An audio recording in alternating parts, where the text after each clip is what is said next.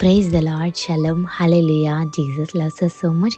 ఈరోజు పరిశుద్ధ గ్రంథం నుండి హబక్కూకు గ్రంథం 2వ అధ్యాయం 1 వచనం నుండి 4 వచనాలు చదువుకుందాం. I will climb my watch tower and wait to see what the Lord will tell me to say and what answer he will give to my complaint. The Lord gave me this answer.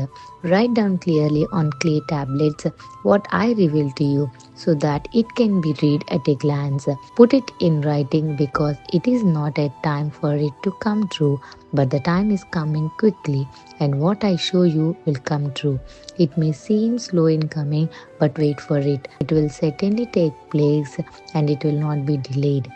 And this is the message. Those who are evil will not survive, but those who are righteous will live because they are faithful to God. ఇప్పుడు నేను చదివిన వచనాలు the Lord's answer to హబక్కూక్ 2వ అధ్యాయం 1 నుంచి 4వ వచనం. ఈ వచనాల్లో మరి ఒక్క పాయింట్ మీరు తెలుసుకోవాల్సింది ఏంటి అంటే 3వ వచనంలో wait for it, it will certainly take place and it will not be delayed. అది తప్పక నెరవేరును, అది ఆలస్యముగా వచ్చినను దాని కొరకు కనిపెట్టుము. అనుకుంటున్నారా ఇంకా డిలే ఎందుకు ఉంది నా జీవితంలో అని? జాబ్ విషయంలో ప్రమోషన్ రావట్లేదని, వివాహ విషయంలో ఇంకా సంబంధం సెట్ కాలేదని, కెరియర్ ఏంటి ఇలా ఉంది అనుకుంటున్నారా? అయితే యేసయ్య మీతో ఒక మాట చెప్తున్నారు. యేసయ్య ఇచ్చిన మాట తప్పక జరుగుతుంది. అది ఆలస్యమే అవుతుందేమో, కానీ దాని కొరకు మీరు కనిపెట్టుకుని ఉండాలి. అందుకే దేవుని లేఖనం ఏం సెలవిస్తుంది? What I show you will come true. It may seem slow in coming, but wait for it.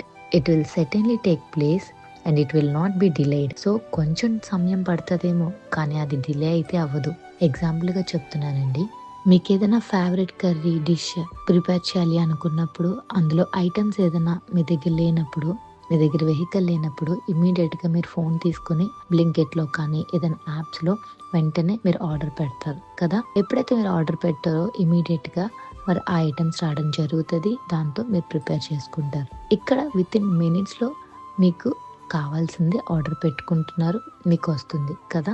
జీవితంలో మనం స్పిరిచువల్ జర్నీలో ఉన్నప్పుడు కొంచెం ఆలస్యం అవుతుంది. ఎందుకంటే మనం టెంపరీగా ఆలోచిస్తాం, కానీ యేసయ్య పర్మనెంట్ గా ఆలోచిస్తారు ఆయన మనకిచ్చే ముందు. సో మనం అనుకుంటాం, అదేంటి మనం ఇంతకాలం నుంచి ప్రార్థన చేస్తున్నామే, నా స్పిరిచువల్ జర్నీలో ఇంకా ఎదుగుదల లేదేంటి, నా జాబ్ మ్యాటర్లో ఇంకా నాకు ప్రమోషన్ రావట్లేదేంటి, నా వివాహ విషయంలో ఇంకా నాకు లైఫ్ పార్ట్నర్ రాలేదేంటి అని అనుకుంటాం కదా. టెంపరీగా మనం ఆలోచిస్తాం, కానీ యేసయ్య పర్మనెంట్గా మనం రేపటి దినాన్ని కూడా హ్యాపీగా ఉండాలి అని ఆయన ప్లాన్ చేస్తారండి. ఆమేన్.